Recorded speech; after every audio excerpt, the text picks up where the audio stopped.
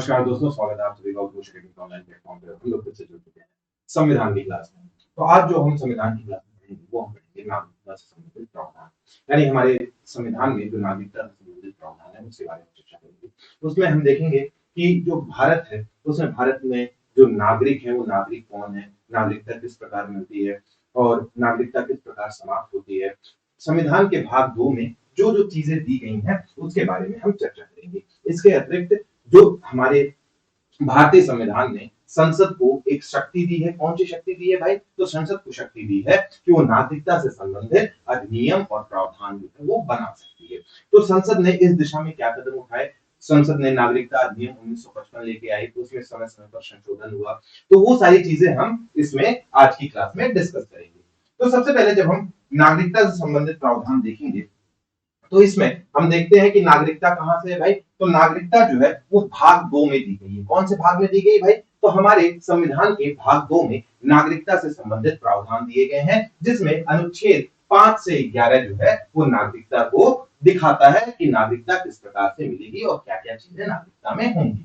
ठीक, और हमारे जो संविधान है उसमें जब हमने सेलिएंट फीचर्स पढ़े थे, यानी उसकी विशेषताएं पढ़ी थी, उस समय हमने चर्चा किया था कि भारत में क्या है? भारत में एकल नागरिकता का प्रावधान है, यानी कि आप किसी भी राज्य से हो, आपको भारतीय नागरिक के रूप में जाना जाएगा और आपको भारतीय नागरिक कहा जाएगा। यानी कि आपके राज्य से कोई फर्क नहीं पड़ता है।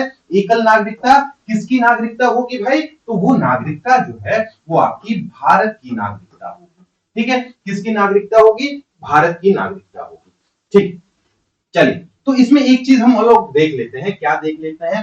तो हमने पहली क्लास की थी, हमने आपको राज्य की परिभाषा बताई थी। तो किसी भी राज्य में हमने आपको बताया था कि 4 चीजें आवश्यक है राज्य के होने के लिए। 4 चीजें क्या क्या आवश्यक है भाई? तो पहली चीज है कि एक निश्चित भूभाग होना चाहिए। एक निश्चित भूभाग होना चाहिए, जिसको हमने कहा था कि क्या होगी? एक टेरिटरी होगी। अंग्रेजी में आपको इंग्लिश भी आना जरूरी है, क्योंकि आपसे एग्जाम में कई बार सीधा इंग्लिश का ही शब्द दे देता है, यानी अंग्रेजी का शब्द दे देता है, आपको उसका हिंदी का अनुवाद नहीं देता है। ठीक है, तो पहली चीज है कि वहां पे एक निश्चित भूभाग होनी चाहिए। निश्चित भूभाग के बाद हमने बोला था कि वहां पे क्या होना चाहिए भाई? जनसंख्या होनी चाहिए, जिसका मतलब है कि वहां पे क्या होनी चाहिए? पॉपुलेशन होनी चाहिए। और पॉपुलेशन के बाद उसी पॉपुलेशन में से एक वहां पे क्या होना चाहिए? सरकार होनी चाहिए। ठीक, सरकार का गठन होना चाहिए। और ये सरकार जो है, यानी जो गवर्नमेंट है, वो कैसी गवर्नमेंट होनी चाहिए? तो सोवरेन गवर्नमेंट होनी चाहिए। सोवरेन गवर्नमेंट से आपका क्या मतलब है? मतलब एक संप्रभु सरकार होनी चाहिए। संप्रभु सरकार होनी चाहिए। संप्रभु सरकार से हमने आपको बताया था कि संप्रभु सरकार का मतलब ये होता है कि उस अपने निर्णय लेने, चाहे वो आंतरिक निर्णय लेने हो या फिर बाह्य निर्णय लेने हो, अपने निर्णय लेने के लिए उस देश की सरकार, उस राज्य की सरकार जो है वो स्वतंत्र होगी, वो किसी के ऊपर निर्भर नहीं होगी। तो ये चीजें थी जो हमको राज्य में देखनी थी। तो उसमें हमने जब भाग 1 पढ़ा था तो हमने क्या कवर कर लिया था भाई? हमने टेरिटरी कवर कर लिया था। संघ और उसके राज्य क्षेत्र हमने उस समय पे पढ़ लिए थे जब हमने भाग 1 देखा था। अब भाग 2 में ये जो जनसंख्या है, ठीक, ये जनसंख्या यानी पॉपुलेशन किससे बनती है? तो पॉपुलेशन बनती है वहां रह रहे लोगों से। किससे बनती है? वहां रह रहे लोगों से बनती है। और वहां रह रहे जो लोग हैं उनको हम क्या कहते हैं? उनको हम कहते हैं निवासी। क्या कहते हैं? निवासी। जो वहां पे निवास कर रहे हैं उनको हम निवासी के रूप में जानते हैं। ठीक, अब ये निवासी जो है, अगर इसको हम बांटें तो हम इसको 4 अलग अलग भागों में बांट सकते हैं। ठीक, कौन से हैं भाई 4 भाग इसके? तो पहला भाग जो होता है वो कहलाता है नागरिक। ठीक, जिसको हमको पढ़ना है। तो नागरिक कौन होगा? तो नागरिक वो होता है कोई भी ऐसा व्यक्ति जो किसी राज्य के प्रति या किसी निश्चित भूभाग के प्रति अपनी निष्ठा रखता है और उस राज्य से संरक्षण का हकदार होता है। ठीक, तो वो क्या कहलाता है भाई? वो आपका नागरिक कहलाता है। ठीक है, दूसरा जो यहाँ पे निवासी होता है, आपने देखा होगा कि आपने विदेशी लोगों को भी देखा होगा। ठीक, तो नागरिक को अंग्रेजी में हम क्या कहते हैं भाई? सिटीजन कहते हैं। और विदेशी लोगों को हम क्या कहते हैं अंग्रेजी में? तो विदेशी जो होते हैं वो आपके फॉरेनर्स कहलाते हैं। क्या कहलाते हैं? फॉरेनर्स कहलाते हैं। ठीक, अब इसके बाद जो तीसरी कैटेगरी आती है वो आती है शरणार्थी की। किसकी आती है भाई? शरणार्थी।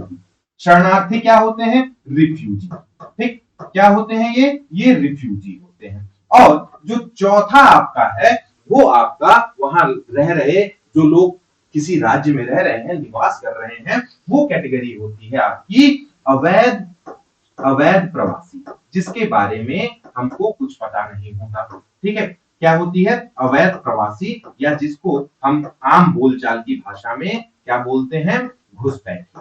क्या बोलते हैं? घुसपैठी। ठीक, तो ये चीजें हो गई। अब जो नागरिक होते हैं वो वहीं के निवासी होते हैं और जो उनको सरकार जो है वो अपने देश का नागरिक बताती है, यानी कि नागरिकता उसको प्रदान करती है। ठीक है, क्या किसी विदेशी आदमी को भी नागरिकता मिल सकती है? जी हाँ, बिल्कुल नागरिकता मिल सकती है। उसके बारे में कुछ प्रावधान किए गए हैं कि उन विदेशी नागरिकों को भारत में कुछ समय के लिए रहना होगा, और वो कुछ समय क्या होगा भाई? वो संविधान अपने जो संसद है वो कानून के माध्यम से इसको निर्धारित करेगी कि कितने समय रहने के बाद इनको नागरिकता दी जा सकती है, और नागरिकता के लिए उनको एप्लीकेशन देना होगा, आवेदन करना होगा, और आवेदन के बाद उनका पंजीकरण भारत के नागरिक के रूप में हो जाएगा। अब ये जो विदेशी नागरिक होते हैं ये भी आपके दो तरह के होते हैं। कौन कौन होते हैं भाई विदेशी नागरिक? तो एक होते हैं मित्र देश के नागरिक, एक होते हैं मित्र देश से आए हुए लोग। ठीक है, मित्र देश से आए हुए लोग, और दूसरे होते हैं शत्रु देश से आए हुए लोग। ठीक है, शत्रु देश से आए हुए लोग। इसी प्रकार जो रिफ्यूजी है हमारा, रिफ्यूजी भी आपका दो तरह का हो सकता है। क्या क्या हो सकता है भाई? कि आपका एक होता है परमानेंट। क्या होता है? परमानेंट। ठीक, और इस परमानेंट को हम क्या कहते हैं? स्थायी शरणार्थी। ठीक, और दूसरा जो होता है वो होता है आपका टेम्परेरी। ठीक, टेम्परेरी आपका ये क्या होता है? ये अस्थायी होता है। तो ये कुछ कंसेप्ट है जो हमको देखना था। ठीक, हमने देख लिया नागरिक कौन है? नागरिक उसी देश का निवासी है, वहीं पे निवास करता है, और वहां की सरकार उसे अपना नागरिक मानती है और उसको कुछ जो उसके नागरिक और राजनीतिक अधिकार है वो देती, वो प्रदान करती है, यानी वो वहां की सरकार से संरक्षण का हकदार होता है। और किस तरह का संरक्षण, किस तरह के अधिकार? वो होते हैं आपके पॉलिटिकल एंड कौन से? आपके नागरिक और राजनीतिक अधिकार। नागरिक और राजनीतिक अधिकार यहाँ पे इनको प्राप्त होता है। ठीक है, नागरिक और राजनीतिक अधिकार यहाँ पे इनको प्राप्त होता है। फिर जो विदेशी नागरिक होते हैं ये हमने आपको बता दिया कि ये दूसरे देश से आए होते हैं और यहाँ पर वो रह रहे होते हैं, और दूसरे देश से आने के लिए उनको क्या चाहिए होता है? किसी परमिट की आवश्यकता होती है। जैसे आज के समय में हम अगर देखें तो कौन सा परमिट होता है भाई? तो वीजा। ठीक है, वीजा जो है वो वीजा लेकर के यहाँ पे आते हैं। ठीक है, तो विदेशी नागरिक हो गए मित्र देश के और शत्रु देश के। ठीक, शत्रु देश के लिए कोई भी किसी भी प्रकार का वीजा अवेलेबल नहीं होता है, हालांकि जब तक कोई ऐसा ह्यूमैनिटेरियन एड नहीं हो, कोई विशेष परिस्थितियां ना हो, तब तक जो है शत्रु देश के लोगों को यहाँ पे आने की परमिट नहीं मिलती है, यानी इजाजत नहीं होती है। और मित्र देश जो है वो अपने कार्य से, अपने व्यापार से, या फिर आप यूं कहें कि पर्यटन के लिए किसी भी रूप में वो आके यहाँ पे कुछ दिन के लिए रह सकते हैं। ठीक है, और अगर उनको यहाँ पे रहना अच्छा लगता है तो वो काफी टाइम तक यहाँ पे अपना वीजा एक्सटेंड करा सकते हैं। एक्सटेंड कराने के बाद अगर उनका जो क्राइटेरिया है भारत की नागरिकता प्राप्त करने के लिए, अगर उस टर्म को वो पूरा कर लेते हैं तो वो वहां पे आवेदन करके ये अपनी नागरिकता किसी भी देश में ले सकते हैं। ठीक, फिर हमने आपको शरणार्थी बता दिया कि शरणार्थी क्या होते हैं? जो रिफ्यूजी होते हैं वो अपने देश में उनको जान का खतरा हो, या फिर उनकी संपत्ति का खतरा हो, या फिर उनके खिलाफ जो है राजनीतिक कोई खतरा हो, तो ऐसे लोग क्या करते हैं? अपनी जगह से उठ करके किसी दूसरे देश में जाकर के शरण मांगते हैं, वो अप्लाई करते हैं, वो वहां की सरकार से गुहार लगाते हैं कि आप हमारी मदद करिए, और उस समय वहां की जो सरकार होती है वो उनको मदद के रूप में अपने जगह, अपने घर पे शरण देती है। जैसे अगर आप देखेंगे तो तिब्बत में जब चाइना ने अटैक किया था और तिब्बत को अपने चाइना के अंदर सम्मिलित करने की बात कही थी, तो उस समय पे हम देखेंगे कि दलाई लामा वहां से भारत उतर के अपने अनुयायियों के साथ भारत चले आए और भारत की सरकार ने उन्हें शरणार्थी के रूप में भारत में जगह दी और परमानेंटली उनको, ये क्यों कैसे रिफ्यूजी है भाई, ये परमानेंट रिफ्यूजी है और ये इनको भारत में कहां पे जगह दी, तो एक मैक्लोडगंज करके जगह है, मैक्लोडगंज करके जगह है। कहां पे है मैक्लोडगंज भाई? हिमाचल प्रदेश में, ठीक है, मैक्लोडगंज हिमाचल में है। तो यहाँ पे दलाई लामा को परमानेंट जगह दे दी गई। इसी तरह का आपका टेम्परेरी भी रिफ्यूजी होते हैं जो कुछ समय के लिए, जब तक कि उनके देश में अस्थिरता बनी हुई है, तो वो जाके दूसरे देश में शरण लेते हैं, चाहे वो वॉर से हो, चाहे वो राजनीतिक रूप में हो। तो इस तरह की चीजें जो है वो आपके रिफ्यूजी में आते हैं। फिर जो अवैध प्रवासी होते हैं, इनका कोई भी डेटा, कोई भी परमिट नहीं लेते हैं ये, और ये किसी तरह से मतलब इलीगल रूप से ये भारत में या फिर किसी भी देश में जाकर बस जाते हैं। तो इनको क्या कहा जाता है? इनको अंग्रेजी में बोला जाता है इलीगल इमिग्रेंट्स, इलीगल इमिग्रेंट्स, ठीक है। तो ये कुछ चीजें थी हमारी किससे रिलेटेड, ये नागरिक और नागरिकता से रिलेटेड चीजें थी। नागरिक कौन होता है भाई? तो नागरिक कोई ऐसा व्यक्ति जो किसी एक विशेष संप्रभु राष्ट्र के प्रति अपनी निष्ठा रखता है और उस राष्ट्र से अपने संरक्षण का हकदार होता है, वो वहां का नागरिक कहलाता है। और नागरिकता क्या होती है फिर? तो नागरिकता जो है वो आपकी, अगर हम देखें तो नागरिकता, पहले हम नागरिक को यहाँ पे डिफाइन कर देते हैं, नागरिक क्या होता है भाई, और दूसरी चीज हमको क्या बतानी है, दूसरी चीज हमको बतानी है नागरिकता क्या होती है, ठीक है। तो नागरिक क्या होता है?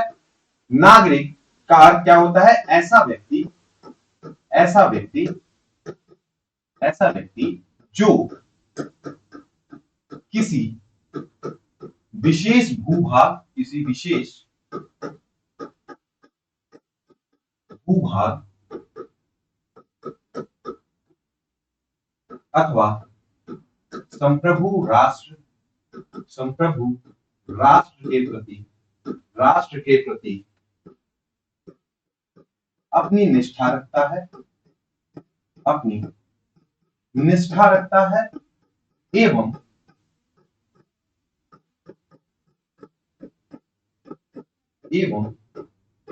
वहां की सरकार से संरक्षण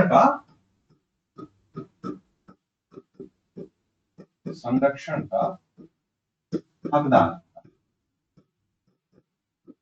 ठीक। यहाँ पे इनको राइट्स कौन कौन से मिलते हैं, अधिकार कौन कौन से मिलते हैं? तो नागरिक अधिकार, नागरिक अधिकार जिसको हम सिविल राइट्स कहते हैं, और दूसरा राजनीतिक अधिकार, राजनीतिक अधिकार जिसको हम पॉलिटिकल राइट्स कहते हैं, ठीक है।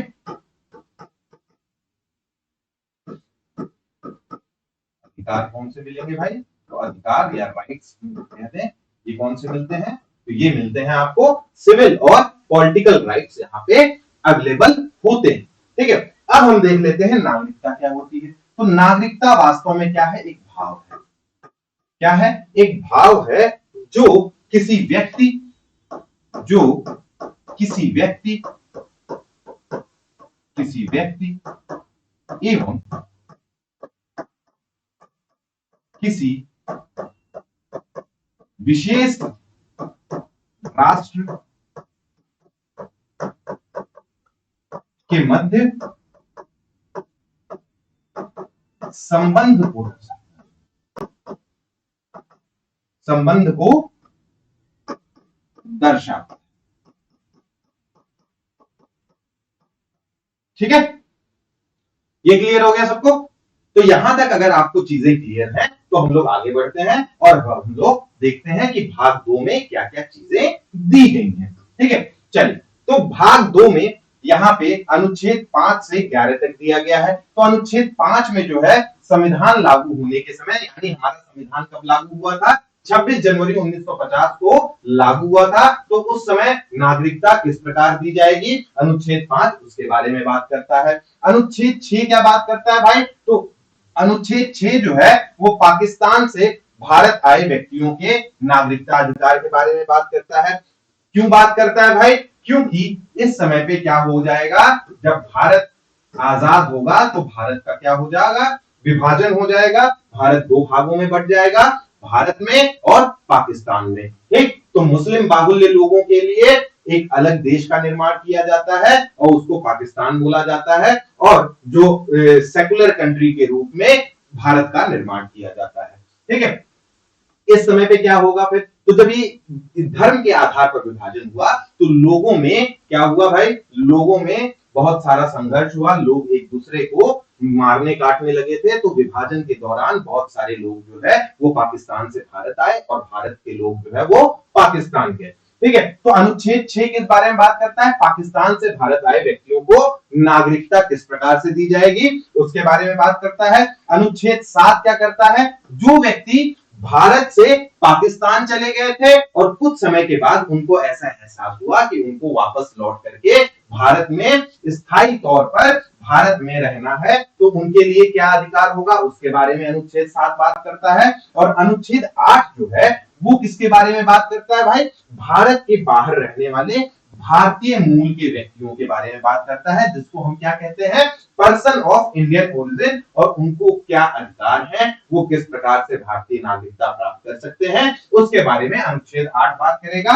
और अनुच्छेद 9 अगर हम देखेंगे तो अनुच्छेद 9 जो है वो नागरिकता की समाप्ति के बारे में बात करता है। हालांकि हमारे संविधान में नागरिकता की समाप्ति के बारे में नहीं बताया गया है, लेकिन नागरिकता की समाप्ति के लिए भी अधिकार किसको दिया गया है कि कानून कौन बना सकता है, तो वो कानून जो है वो संसद बना सकता है। और इसके तहत भारत सरकार ने नागरिकता अधिनियम क्या बनाया भाई, नागरिकता अधिनियम 1955 बनाया था। ठीक है, भारतीय संसद ने नागरिकता अधिनियम 1955 पारित किया और उसमें उन्होंने बताया कि 3 प्रकार से नागरिकता की समाप्ति हो सकती है। और अनुच्छेद 10 में क्या बोला गया है कि जब तक संसद कोई ऐसा कानून नहीं बनाती है तो भारतीय नागरिकता बरकरार रहेगी और नागरिकों के जो अधिकार हैं वो निरंतर चलते रहेंगे। ठीक, फिर अनुच्छेद 11 जो है वो क्या बताता है भाई, अनुच्छेद 11 बताता है कि संसद को नागरिकता के संबंध में कानून बनाने का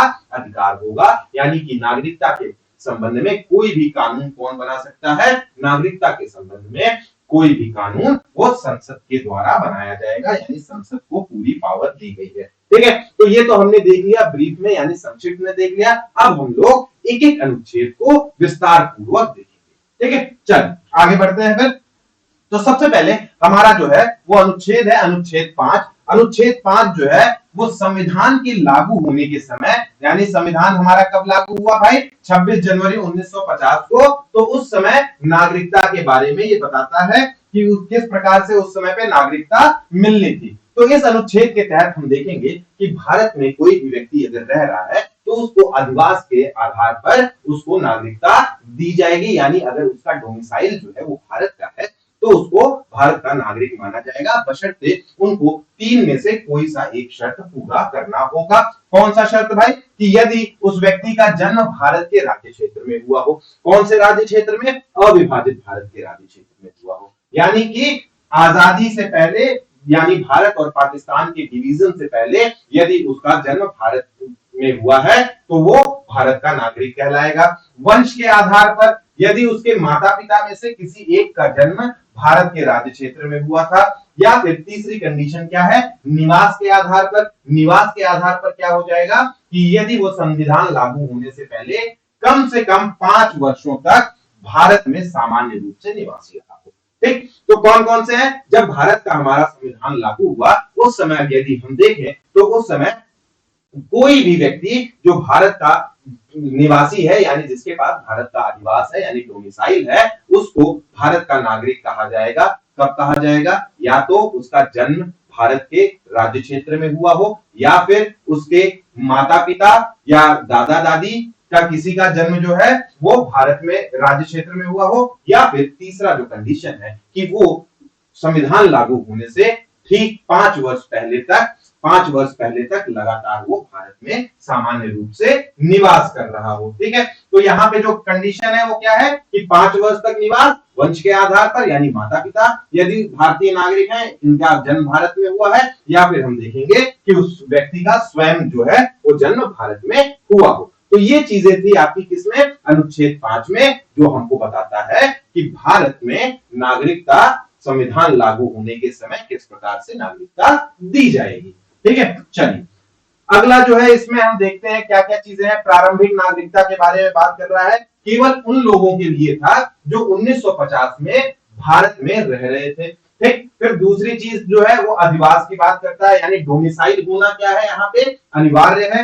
नागरिकता के लिए केवल भारत में होना काफी नहीं था, व्यक्ति का इरादा भारत में स्थायी रूप से रहने का होना चाहिए था। तीसरी चीज क्या बोली गई कि संसद की शक्ति, इसके बाद की नागरिकता को विनियमित करने का शक्ति जो है वो किसको दिया जाएगा, वो संसद को दी गई, जिसके तहत संसद ने नागरिकता अधिनियम 1955 का निर्माण किया, यानी उसने नागरिकता अधिनियम बनाया, जिसके बारे में हम अभी आगे बढ़ेंगे। उसमें नागरिकता अधिनियम में तीन चीजें हैं मुख्य रूप से, कि नागरिकता प्राप्त कैसे की जाएगी और नागरिकता समाप्ति कैसे होगी, और कुछ विशेष उपबंध दिए गए हैं, उसके बारे में हम लोग मिलकर के चर्चा करेंगे।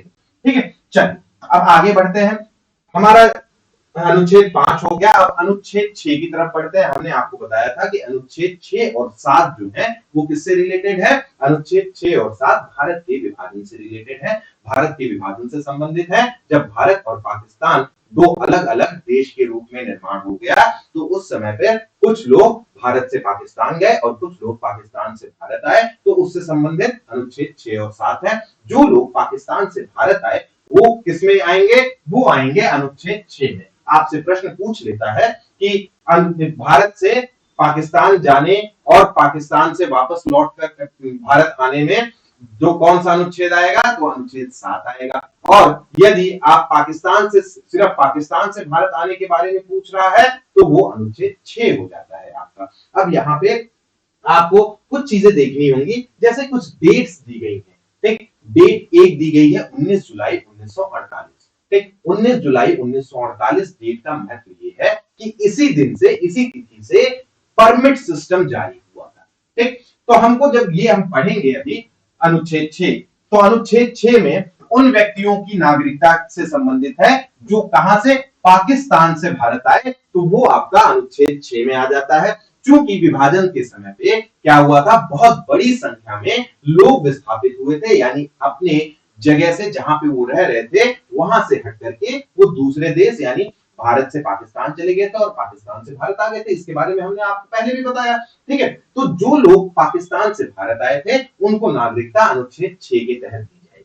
ठीक है, अब आगे देखते हैं इसमें अनुच्छेद 6 में क्या दिया गया है। तो पाकिस्तान से भारत आने वाले व्यक्तियों की नागरिकता के बारे में इसमें बताया गया है कौन कौन सी शर्तें होनी चाहिए। तो अगर हम शर्त देखेंगे तो वंशावली की शर्त है, यानी वह व्यक्ति स्वयं, उसके माता पिता या उसके दादा दादी या नाना नानी में से कोई अविभाजित भारत में क्या हुआ हो, अविभाजित भारत में पैदा हुआ। ठीक है, कौन कौन भाई, या तो वो व्यक्ति स्वयं अविभाजित भारत में पैदा हुआ हो, या फिर उसके माता पिता अविभाजित भारत में पैदा हुए हो, या फिर उसके दादा दादी या नाना नानी में से कोई अविभाजित भारत में पैदा हुआ हो। तो पहली शर्त तो आपकी वंशावली की हो गई। ठीक है, दूसरी शर्त जो है वो समय सीमा की शर्त रखी गई, यानी माइग्रेशन डेट्स के बारे में यहाँ पे चर्चा की गई है। यहाँ दो अलग अलग स्थितियां बताई गई हैं। यदि कोई व्यक्ति 19 जुलाई 1948 से पहले आ गया है, तो वह व्यक्ति इस तारीख से पहले भारत आता है और तब से भारत में ही रह रहा है, तो वो क्या कहलाएगा, वो भारत का नागरिक कहलाएगा। यदि कोई व्यक्ति 19 जुलाई 1948 के बाद भारत आता है, तो इस तारीख को उसको क्या करना होगा, एक आवेदन देना होगा, यानी एप्लीकेशन देना होगा, और एप्लीकेशन देने से पहले उसे कम से कम 6 महीने तक भारत में निवास करना होगा स्थायी तौर पर। ठीक है, क्या है शर्तें, एक शर्त तो ये है कि वंशावली के आधार पर उसकी चीजें होनी चाहिए, या तो वो स्वयं अविभाजित भारत में पैदा हुआ होना चाहिए, उसके माता पिता या फिर उसके दादा दादी या नाना नानी में से कोई भारत अविभाजित भारत में पैदा हुआ हो। दूसरी चीज क्या है, अब यहाँ पे डेट यानी समय सीमा, ये डेट जो है आपकी क्यों है, क्योंकि ये डेट ऑफ परमिट, इसी डेट से क्या हुआ था, परमिट जारी, परमिट सिस्टम जो है वो लागू हो गया था। इसलिए इस डेट को क्या बनाया गया, बेस बनाया गया, यानी आधार बनाया गया है इस डेट को। ठीक है, ये बात समझ आई। 19 जुलाई 1948 को क्यों आधार बनाया गया? जैसे वीजा सिस्टम आप लोग देखते हैं ना कि आपको कहीं जाने के लिए, विदेश जाने के लिए आपको वहां का वीजा की आवश्यकता होती है, तो उसी तरह से इस डेट को 19 जुलाई 1948 से एक परमिट सिस्टम लागू किया गया। आप भारत में भी बहुत सारे ऐसे जगह हैं, जब आप नॉर्थ ईस्ट इंडिया में नागालैंड, मणिपुर इन जगहों पे जाएंगे तो आपको एक परमिट की आवश्यकता होती है। ठीक है, क्यों होती है? क्योंकि ये प्रोटेक्टेड एरिया है। ठीक है, प्रोटेक्टेड एरिया परमिट है, तो इस तरह की चीजें यहाँ पे भी आपको परमिट की आज भी आवश्यकता होती है भारत के कुछ राज्यों में जाने के लिए। तो ऐसे ही भारत में आने के लिए या फिर भारत से पाकिस्तान जाने के लिए एक परमिट सिस्टम की व्यवस्था की गई 19 जुलाई 1948 को, और उसी डेट को ये रखा गया, एक मानक तय किया गया, इस डेट को बेस बनाया गया कि यदि कोई व्यक्ति पाकिस्तान से भारत 19 जुलाई 1948 से पहले आ गया है और वो भारत में ही रह रहा है तो उसे भारत का नागरिक माना जाएगा, बशर्ते वह स्वयं या उसके माता पिता या दादा दादी या नाना नानी में से कोई जो है वो क्या हो, वो भारत का नागरिक हो या फिर भारत में पैदा हुआ। ठीक है, तो ये चीज हो गई। और उसके बाद अगर 19 जुलाई 1948 के बाद कोई भारत आता है और वो भारत में स्थायी निवासी बनना चाहता है तो उसको क्या करना होगा? एप्लीकेशन देना होगा, और एप्लीकेशन दे करके जो संबंधित अधिकारी है उससे बाय रजिस्ट्रेशन यानी पंजीकरण करा करके वो भारत का नागरिक बन सकता है। परंतु ऐसा एप्लीकेशन देने और रजिस्ट्रेशन कराने से पहले उसको भारत में स्थायी तौर पर 6 महीने तक रहना होगा। ठीक है, ये बात सबको समझ आ गई? क्यों महत्वपूर्ण है भाई? तो विभाजन के बाद लाखों लोग शरणार्थी बनकर भारत आए थे। हम जानते हैं, अभी हमने बोला आपको कि शरणार्थी 3 तरह के लोग निवासी होते हैं, 4 तरह के निवासी होते हैं। एक आपका नागरिक होता है, दूसरा आपका विदेशी होते हैं, तीसरा आपका शरणार्थी होते हैं, और चौथा आपका घुसपैठिए जिसको हम अवैध प्रवासी के रूप में जानते हैं। तो ये जो है ये क्या है? ये आपका रिफ्यूजी के रूप में बहुत सारे लोग जो है वो पाकिस्तान से भारत आए थे। तो अनुच्छेद 6 जो है वो क्या सुनिश्चित करता है कि लोग भारत को अपना घर बनाना चाहते थे और उन्हें नागरिकता प्राप्त करने का स्पष्ट और कानूनी रास्ता मिल सके, इसलिए इस अनुच्छेद 6 को यहां पर रखा गया था। ठीक है, चलिए अब हम लोग देखते हैं अनुच्छेद 6। उम्मीद करता हूं सबको क्लियर है। अगर कोई भी डाउट होगा तो आप लोग कमेंट सेक्शन में जरूर बताइएगा।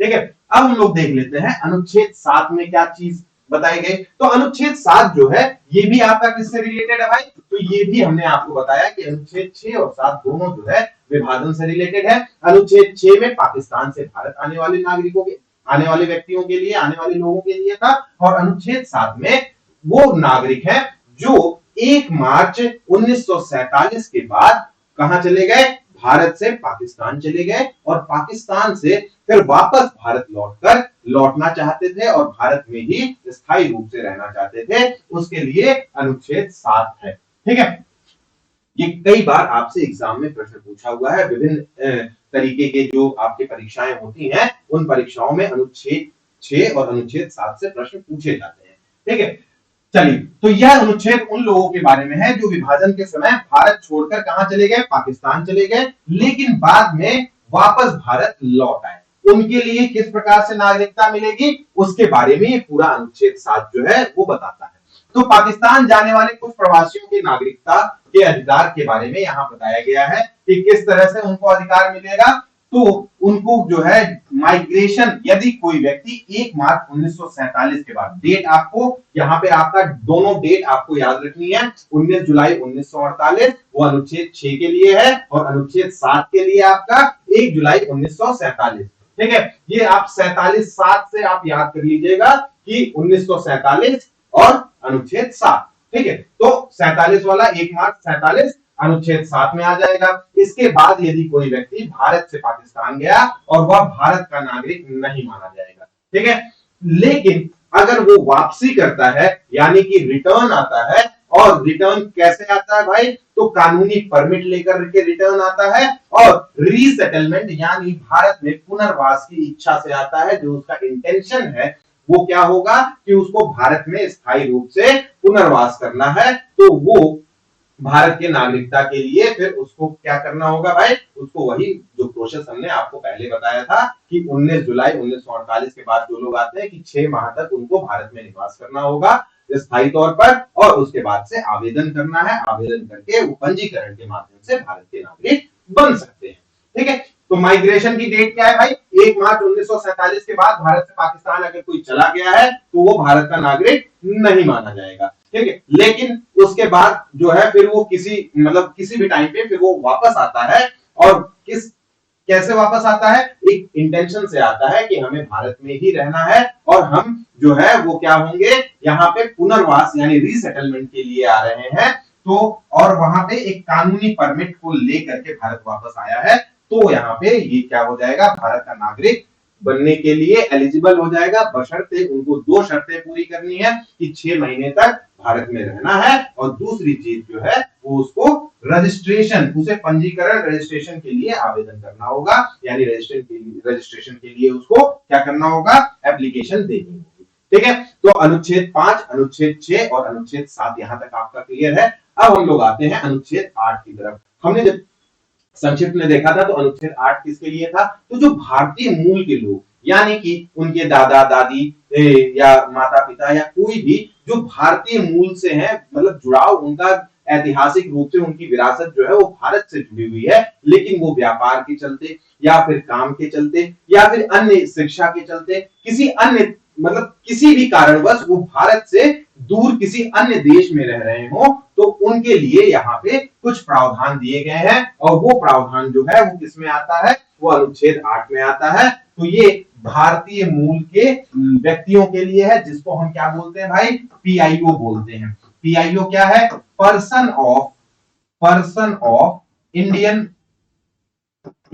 ओरिजिन, ठीक है। क्या है? पर्सन ऑफ इंडियन ओरिजिन, ठीक है। हम क्या कहते हैं इसको? पर्सन ऑफ इंडियन ओरिजिन कहते हैं। ये भारतीय मूल के हैं लेकिन भारत के बाहर रह रहे हैं। देख लेते हैं इसमें क्या क्या चीजें हैं। तो यह अनुच्छेद उन व्यक्तियों को भारतीय नागरिक बनने का अधिकार देता है जो संविधान लागू होने के समय भारत में नहीं थे, लेकिन जिनके पास भारतीय विरासत थी, यानी कि संविधान लागू होने के समय वो लोग भारत में नहीं थे, लेकिन उनके दादा दादी या फिर उनके माता पिता की जो लीगेसी है वो भारत से जुड़ी हुई है, ठीक। कैसे प्राप्त कर सकते हैं? तो उनका जन्म जो है वह व्यक्ति, उसके माता पिता या उसके दादा दादी में से कोई भी एक व्यक्ति अविभाजित भारत में 1935 के अधिनियम के अनुसार पैदा हुआ हो, ठीक है।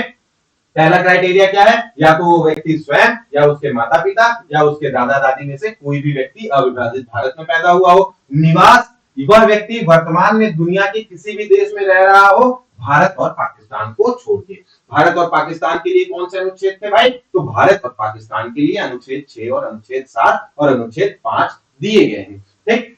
फिर उसको क्या करना होगा भाई? पंजीकरण करना होगा। उस व्यक्ति ने उस देश में स्थित भारतीय दूतावास, यानी कि जो भारतीय एम्बेसी है, डिप्लोमेटिक रिप्रेजेंटेटिव है भारत का, उसके पास जाकर के अपना पंजीकरण करा लिया, ठीक है। वो किसी भी देश में रह रहा हो जहां पे वहां पे जो भी भारत की एम्बेसी होगी, तो उस एम्बेसी में जाकर के उसको अपना रजिस्ट्रेशन कराना होगा कि हम जो है भारत का नागरिक बनना चाहते हैं, और हमारी लीगेसी, हमारे दादा दादी या हमारे माता पिता वो भारत के रहने वाले थे, और हम किसी कारणवश जो है, चाहे हम शिक्षा के लिए, चाहे हम व्यापार के लिए, चाहे हम किसी काम के लिए इस देश में आकर रह रहे थे, और यहाँ पे हमारा जन्म हुआ, या फिर हम यहाँ पे आकर के हमने यहाँ की नागरिकता ले ली, अब हम यहाँ की नागरिकता त्याग करके हम भारत के नागरिक बनना चाहते हैं। और भारत के नागरिक बनने के लिए हमें क्या करना होगा? हमें पंजीकरण करना है, लेकिन इसमें भी एक समय सीमा है, ठीक है। क्या समय सीमा है? कि उसको कुछ समय के लिए भारत में आकर के रहना होगा, ठीक है।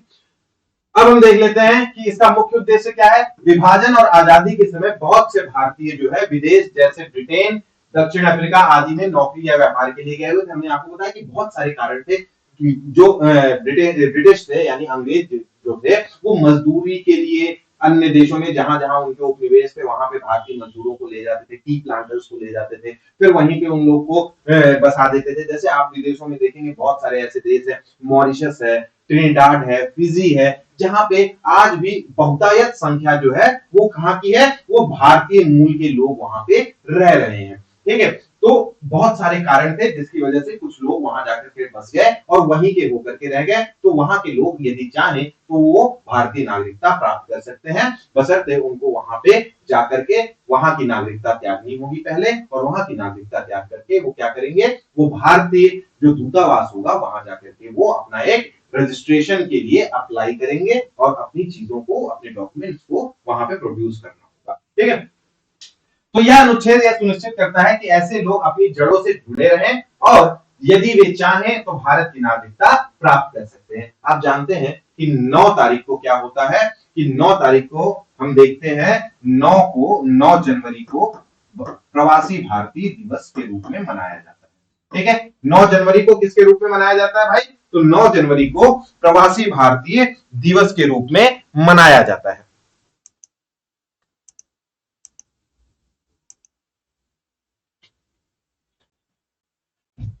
ठीक, तो ये जो 9 जनवरी को प्रवासी भारतीय दिवस के रूप में मनाया जाता है वो किससे रिलेटेड है? वो इन्हीं पीआईओ से रिलेटेड है जो पर्सन ऑफ इंडियन ओरिजिन है। ठीक है, चलिए अब अगला देखते हैं। हमारा अगला जो अनुच्छेद 9 है इसके बारे में हमने आपको बताया था किससे रिलेटेड है। तो ये रिलेटेड होता है नागरिकता की समाप्ति से। किससे रिलेटेड होता है भाई? नागरिकता की समाप्ति से रिलेटेड होता है और ये बहुत ही महत्वपूर्ण प्रावधान है।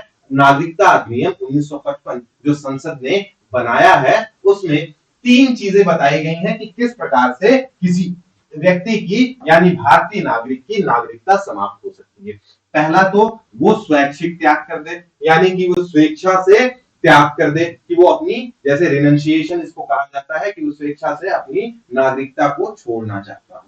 दूसरी चीज है कि नागरिकता की समाप्ति, दूसरे देशों की नागरिकता लेने पर यदि कोई व्यक्ति क्या करेगा, कोई व्यक्ति दूसरे देश की नागरिकता ले लेता है तो उसकी भारतीय नागरिकता स्वतः ही समाप्त हो जाती है। इसके अतिरिक्त हम देखें तो भारत सरकार द्वारा वंचन, यानी भारत सरकार जो है वो क्या करे, उसको धोखाधड़ी या देशद्रोह का उसने कोई ऐसा केस किया हो, और जनरली ये किसके साथ होता है? जो लोग पंजीकरण के द्वारा, पंजीकरण यानी रजिस्ट्रेशन के द्वारा भारतीय नागरिक बने होते हैं, उनके लिए भारत सरकार उनका क्या करेगी? धोखाधड़ी या देशद्रोह के केस में उनकी नागरिकता जो है वो छीन लेती है।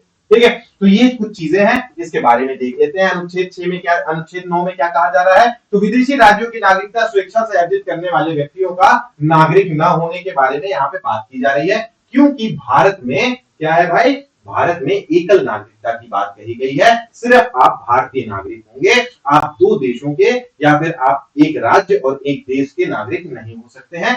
आपकी एकल नागरिकता बरकरार रहनी चाहिए, चाहे आप कहीं रह रहे हो। ठीक है, तो डुअल सिटीजनशिप का प्रावधान नहीं है भारत में, इसलिए यदि कोई व्यक्ति दूसरे देश की नागरिकता ले लेता है तो उसकी भारतीय नागरिकता स्वतः ही समाप्त हो जाती है। ठीक है, मुख्य बिंदु क्या है इसके? तो नागरिकता की समाप्ति, यदि कोई व्यक्ति स्वेच्छा से किसी दूसरे देश की नागरिकता स्वीकार कर लेता है तो भारत का नागरिक नहीं रहेगा। लागू कैसे होगा भाई? तो यह अनुच्छेद उन लोगों पर लागू होता है जो अनुच्छेद 5, 6 या 8 के आधार पर भारत की नागरिकता प्राप्त की हो लेकिन बाद में विदेशी नागरिकता ले ली हो, तो उन पर ये लागू होता है। और एकल नागरिकता का कॉन्सेप्ट है, अभी हमने आपको बताया, क्योंकि भारत में दोहरी नागरिकता का कोई प्रावधान नहीं है। दोहरी नागरिकता का प्रावधान कहां है भाई? तो दोहरी नागरिकता का प्रावधान हम देखते हैं यूएसए में दोहरी नागरिकता का प्रावधान है, लेकिन भारत में सिंगल सिटीजनशिप यानी कि एकल नागरिकता का प्रावधान है, और ये इस एकल नागरिकता के सिद्धांत को क्या करता है? मजबूत करता है। ठीक है, चलिए अनुच्छेद 10 क्या कहता है? तो भारतीय संविधान का जो अनुच्छेद 10 है वो नागरिकता के अधिकारों की निरंतरता को सुनिश्चित करता है, यानी कि जब तक कोई संसद कोई ऐसा कानून नहीं बनाती है कि जिससे नागरिकता पर कोई प्रभाव पड़े, तो क्या होगा? तब तक जो है भारत में रह रहे जो भारतीय नागरिक हैं उनकी नागरिकता जो है वो निरंतर चलती रहेगी, यानी उसमें कोई बाधा नहीं आएगी। ठीक है, देख लेते हैं इसमें क्या है। तो अनुच्छेद 10 नागरिकता के अधिकारों का बना रहने के बारे में बात करता है, यानी continuance of rights of the citizenship. यह अनुच्छेद एक प्रकार का सुरक्षा कवच है। कितने प्रकार की हमने आपको बताया था, कौन कौन से अधिकार मिलते हैं भाई? तो नागरिक अधिकार मिलते हैं और साथ में आपको क्या मिलते हैं? राजनीतिक अधिकार भी मिलते हैं। ठीक है, नागरिक अधिकार है और राजनीतिक अधिकार है। ठीक है, नागरिक अधिकार और राजनीतिक अधिकार के बारे में यहां पे बात। तो किस प्रकार का सुरक्षा कवच है? जो नागरिकों को यह आश्वासन देता है कि उनकी नागरिकता मनमाने ढंग से नहीं छीनी जा सकती है। निरंतरता, हर व्यक्ति जो इस संविधान के प्रारंभ यानी 26 जनवरी 1950 पर भारत का नागरिक है या समझा जाता है, वह भारत का नागरिक बना रहेगा। संसदीय कानून के अधीन होगा, वो बना तो रहेगा, लेकिन उसमें क्या होगा कि संसद द्वारा बनाए गए किसी कानून के प्रावधान के अधीन रहेगा। सुरक्षा का क्या अर्थ है भाई कि सरकार बिना किसी कानूनी आधार या फिर विधायी प्रक्रिया के किसी भी व्यक्ति की नागरिकता समाप्त नहीं कर सकती है। ठीक है, क्या क्या चीजें बताई गई इसमें कि अगर वो 26 जनवरी 1950 वो भारतीय नागरिक है तो वो भारत का नागरिक बना रहेगा, लेकिन इसमें क्या होगा कि अगर संसद कोई ऐसा कानून नहीं बनाती है तब तक वो बना रहेगा, अगर संसद के कानून के अधीन होगा। ठीक, अब यहाँ पे क्या बोला गया, एक सुरक्षा किस तरह से दिया जाएगा कि भारत जो है वो सिर्फ भारत सरकार यानी कि जो सरकार है वो किसी कानूनी आधार पर या विधायी प्रक्रिया के तहत ही किसी व्यक्ति की नागरिकता को समाप्त कर सकती है या फिर उसकी नागरिकता छीन सकती है, और उसके लिए भी उसको कोई ठोस कारण देना होगा, तभी जो है वो नागरिकता समाप्त हो सकती है। ठीक है, चलिए अगला देखते हैं इसमें क्या है भाई, अनुच्छेद 9 और अनुच्छेद 10 में क्या अंतर है। तो अनुच्छेद 9 को हमने बताया कि ये नागरिकता की समाप्ति यदि आप स्वेच्छा से विदेशी नागरिक लेते हैं उसके बारे में बात करता है, और अनुच्छेद 10 जो है वो नागरिकता की निरंतरता यानी नागरिक बने रहने के बारे में बात करता है यदि आप संसद के नियमों के दायरे में आते हैं तो। ठीक, अब अनुच्छेद 11 जो है वो क्या है, वो शक्ति के बारे में बात करता है। अनुच्छेद 11 जो है वो शक्ति के बारे में बात करता है कि नागरिकता से संबंधित जो भी शक्तियां हैं वो किसको दी जाएंगी, तो नागरिकता से संबंधित सारी शक्तियां जो है वो संसद के अंदर निहित की गई है। ठीक है, किसके पास है भाई, तो संसद के पास जो है वो शक्तियां दी गई है, किस अनुच्छेद के तहत, अनुच्छेद 11 के तहत, जो हमारा आखिरी अनुच्छेद है। ठीक है, अब इसी शक्ति का इस्तेमाल करते हुए संसद ने क्या किया है, संसद ने एक नागरिकता अधिनियम 1955 का निर्माण किया है। ठीक है, अब यहाँ पे आपको संसद द्वारा नागरिकता के अधिकारों को विधि द्वारा विनियमन किस प्रकार से होगा भाई, नागरिकता की प्राप्ति के लिए होगा, नागरिकता की समाप्ति के लिए होगा, अन्य मामले यानी कुछ विशेष उपबंधों के बारे में भी यहाँ पर बात की गई है। कानून बनाने का पूर्ण अधिकार जो है वो संसद के पास है। अब हम देख लेते हैं किस चीज को, हम देख लेते हैं नागरिकता अधिनियम 1955 को, जिसके तहत भारत में नागरिकता प्रदान की जाती है और नागरिकता छीनी जाती है। और ये जो अधिनियम नागरिकता अधिनियम 1955 बना है इसमें समय समय पर संशोधन भी किया गया है। जैसे अभी रिसेंट का आप लोगों ने देखा होगा तो 2019 में काफी बवाल मचा था, काफी हल्ला हुआ था, जो किसके बारे में बोल रहा था भाई, सीएए यानी सिटीजनशिप अमेंडमेंट एक्ट के खिलाफ लोगों ने काफी धरना प्रदर्शन दिया, दिल्ली में लोग काफी दिनों तक बैठे रहे। तो ये सारी चीजें जो है वो नागरिकता अधिनियम 1955 के बाद जो उसमें संशोधन हुए हैं समय समय पर, जैसे 1986 में, 1992 में, 2003 में और 2019 में संशोधन इसमें किए गए हैं। क्या है भाई नागरिकता अधिनियम 1955, तो नागरिकता प्राप्त करने का तरीका। ठीक, इसमें तीन चीजें हैं जो कवर करती हैं, हमने आपको पहले भी बताया था कि नागरिकता किस प्रकार से प्राप्त किया जाएगा, नागरिकता किस प्रकार से समाप्त होगी, और तीसरी चीज है कुछ विशेष उपबंधों के बारे में यहाँ पे बात की गई है। तो नागरिकता प्राप्त करने के तरीके के बारे में अगर हम देखें तो 5 तरीकों का इसमें जिक्र होता है नागरिकता अधिनियम 1955 में कि नागरिकता आप किस प्रकार से प्राप्त कर सकते हैं। पहला है जन्म के द्वारा, यानी 26 जनवरी 1950 या उसके बाद भारत में जन्मे व्यक्ति नागरिकता के हकदार होंगे बशर्ते उनके माता पिता में से एक भारतीय नागरिक हो। ठीक है, 26 जनवरी 1950 के बाद ये बात, ठीक, जब 1955 वाला अधिनियम बना था। 1986 में इसमें एक संशोधन होता है।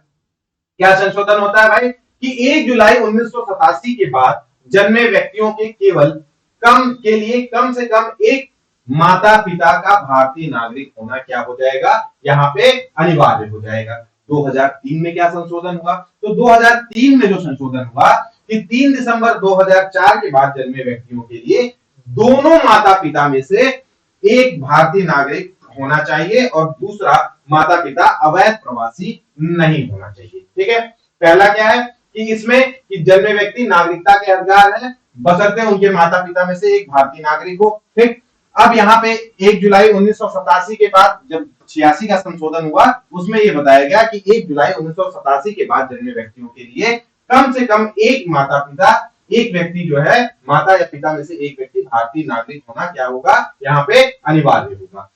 2003 में क्या हुआ, 2003 में कि 3 दिसंबर, यहाँ पे जो डेट इंपॉर्टेंट है आपकी, 3 दिसंबर 2004 के बाद जन्मे व्यक्ति दोनों माता पिता में से एक का भारतीय नागरिक होना अनिवार्य है, और दूसरा जो है वो अवैध प्रवासी यानी कि इलीगल इमिग्रेंट ना हो। ठीक है, जन्म द्वारा नागरिकता अब सख्त शर्तों के अधीन हो गई है, ये इसमें एक इंपॉर्टेंट बात है।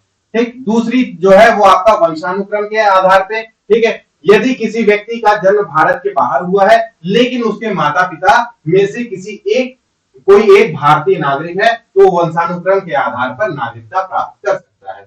बच्चे को भारतीय दूतावास में पंजीकरण करना पड़ सकता है। ठीक है, फिर पंजीकरण के आधार पर जो तीसरा है आपका क्या है, पंजीकरण के आधार पर कुछ श्रेणियों के व्यक्ति जैसे भारतीय मूल के लोग, भारत में निवास करने वाले विदेशी, अभी हमने आपको बताया था कि जो भारत में निवास कर रहे हैं उनको क्या करना होता है भाई, उनको पंजीकरण कराना होता है, उनको रजिस्ट्रेशन कराना होता है। इसके लिए उनको न्यूनतम निवास अवधि का पालन करना होता है जो आमतौर पर 7 वर्ष होती है, और अन्य शर्तें भी पूरी करनी होती है। इसके अलावा नेशनलाइजेशन के द्वारा भाई किया जा सकता है। कोई विदेशी व्यक्ति जो भारत में कम से कम 12 वर्षों तक निवास कर चुका है और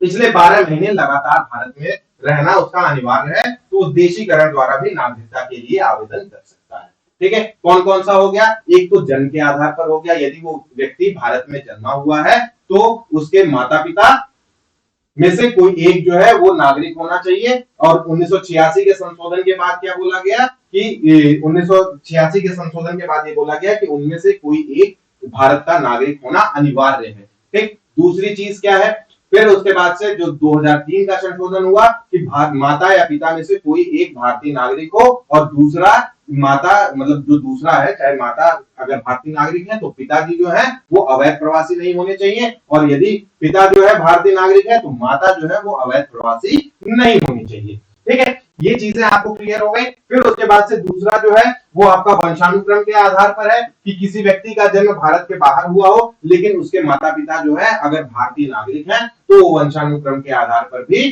भारतीय नागरिकता प्राप्त कर सकता है, और वो व्यक्ति वो बच्चा अगर वहां पे जहां पे वो पैदा हुआ है वहां पे जो भारतीय दूतावास है वहां जाकर के उसको पंजीकरण यानी रजिस्ट्रेशन कराना होगा।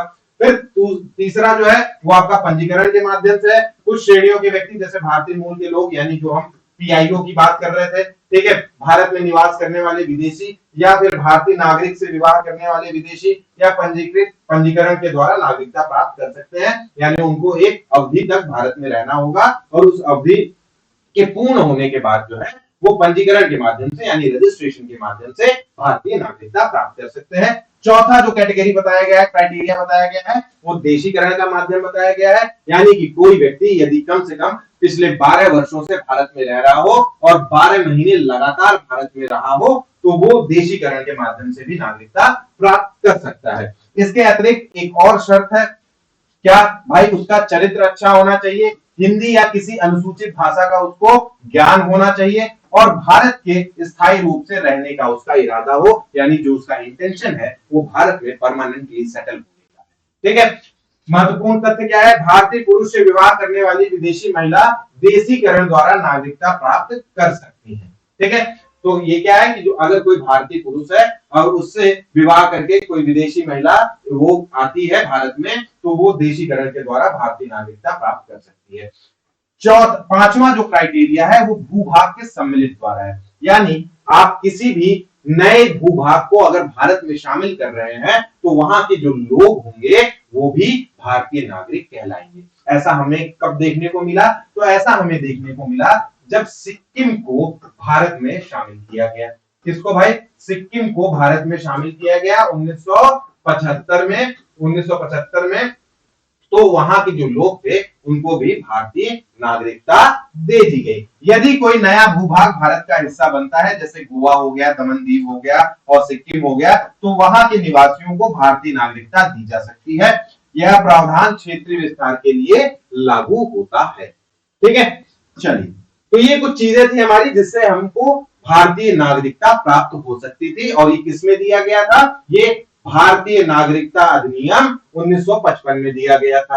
अब हम ये देख लेते हैं कि 1955 वाले अधिनियम में नागरिकता की समाप्ति के कौन कौन से तरीके बताए गए हैं। तो नागरिकता अधिनियम 1955 के तहत हम देखेंगे, हमने आपको पहले ही बताया था 3 तरह के होते हैं कि यदि आप स्वेच्छा से अपनी नागरिकता का त्याग कर देते हैं, ठीक है, या फिर आप पर्यावसन आप किसी दूसरे देश में जाकर के स्वेच्छा से वहां पर अपना वहां की नागरिकता ले लेते हैं तो स्वतः ही आपकी भारतीय नागरिकता समाप्त हो जाती है। या फिर सरकार आपको किसी आप सरकार विरोधी या देश विरोधी कानून में, सरकार विरोधी नहीं, देश विरोधी देशद्रोही कानून में आप गतिविधि में लिप्त हैं तो सरकार आपकी नागरिकता छीन सकती है। ठीक है, तो ये तीन तरीके हैं। पहला जो है वो स्वेच्छा से त्याग, सेक्शन 8 बताता है इसका कि कोई व्यक्ति स्वेच्छा से अपनी भारतीय नागरिकता छोड़ सकता है, इसके लिए औपचारिक घोषणा और सरकार की स्वीकृति आवश्यक है। ठीक है, दूसरा है पर्यावसन, यानी कोई व्यक्ति स्वेच्छा से किसी अन्य देश की नागरिकता ग्रहण करता है तो उसकी भारतीय नागरिकता स्वतः ही समाप्त हो जाती है।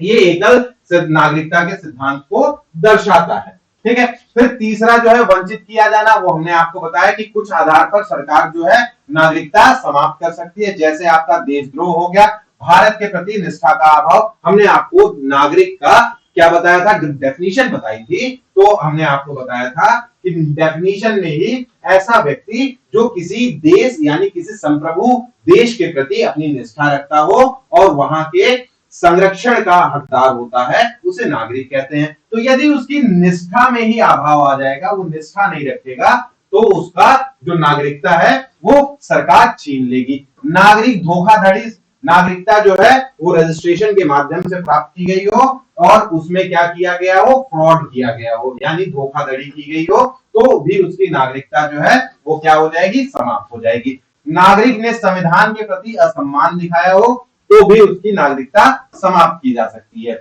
यह केवल देशीकरण द्वारा प्राप्त नागरिकता पर लागू होता है। ठीक है, किसके द्वारा भाई, देशीकरण नेशनलाइजेशन वाले प्रोसेस में ये वाला लागू होता है।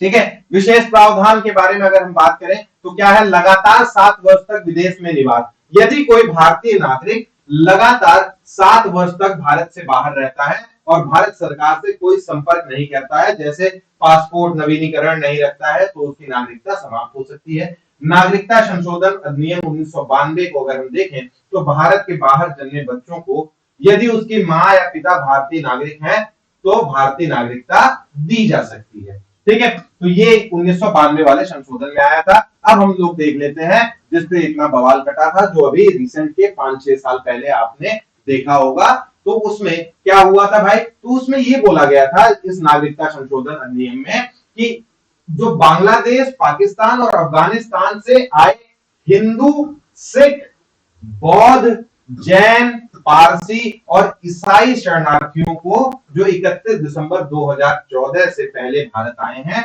नागरिकता प्रदान करने के लिए विशेष प्रावधान किए गए। ठीक है, किसके लिए भाई, पहले तो आप 3 जो देश हैं उनको देख लीजिए, कौन कौन से देश हैं, पाकिस्तान है, बांग्लादेश है, अफगानिस्तान है। ठीक, अब इनमें इंक्लूड किनको किया गया है, इनमें मुस्लिमों को छोड़ करके सभी को इंक्लूड किया गया है। तो सारा बवाल जो कटा था वो इसी बात पे कटा था कि मुस्लिमों को इसमें क्यों नहीं इंक्लूड किया गया। ठीक है, तो उसका कारण भारत सरकार ने ये दिया था कि हम जो ये देश है वो एक इस्लामिक देश है और ये जो यहाँ पे शरणार्थी बताए जा रहे हैं वो किसके ऊपर बताए जा रहे हैं भाई, तो वो धर्म के आधार पर जो उनके ऊपर अत्याचार किए जा रहे हैं, धार्मिक रूप से अगर शोषित हैं तो उनको, ऐसे शरणार्थी जो धार्मिक रूप से शोषित हैं तो वो मुस्लिम तो हो नहीं सकते। ठीक है, ऐसा सरकार का कहना था, ये मेरा कहना नहीं है। ठीक है, ऐसा सरकार का जो तर्क था, सरकार का तर्क ये था कि किसी मुस्लिम देश में मुस्लिमों के ऊपर ही शोषण क्यों होगा। ठीक है, तो जो वहां की माइनॉरिटी कम्युनिटीज थी, तो जो आपकी माइनॉरिटी का मतलब क्या हो गया, जो अल्पसंख्यक है उन देशों की, हमारी नहीं, हमारे देश में तो हिंदू क्या है, बहुसंख्यक है, और हमारे देश में मुसलमान, सिख, बौद्ध, जैन, पारसी, ईसाई, ये लोग क्या है, अल्पसंख्यक है। ठीक है, तो लेकिन इन तीनों देशों में हिंदू, सिख, बौद्ध, जैन, पारसी और ईसाई क्या है, ये अल्पसंख्यक हैं और धार्मिक आधार पर इनके ऊपर शोषण हो रहा था, इनका शोषण हो रहा था।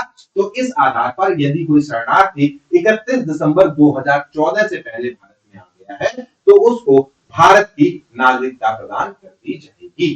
ठीक है, तो ये चीज था आपका नागरिकता संशोधन अधिनियम 2019 में जो हुआ। ठीक है, तो ये कुछ चीजें थी हमारी इससे रिलेटेड, नागरिकता से रिलेटेड। उम्मीद करता हूं कि आप लोगों को पसंद आई होगी क्लास। आप लोग क्लास को ज्यादा से ज्यादा शेयर करिए, कमेंट करिए। आपकी कोई भी डाउट्स हो तो आप लोग कमेंट कर सकते हैं, और ऊपर जो टेलीग्राम चैनल का लिंक दिया हुआ है उसको आप लोग ज्वाइन करेंगे तो वहां पे आप अपने प्रश्न पूछ सकते हैं, मैं आपको डायरेक्ट जवाब देने की कोशिश करूंगा। ठीक है, आपके जो भी डाउट्स है वो क्लियर करने की कोशिश की जाएगी। जुड़े रहिए उद्घोष अकेडमी से। स्वस्थ रहिए, मस्त रहिए। धन्यवाद।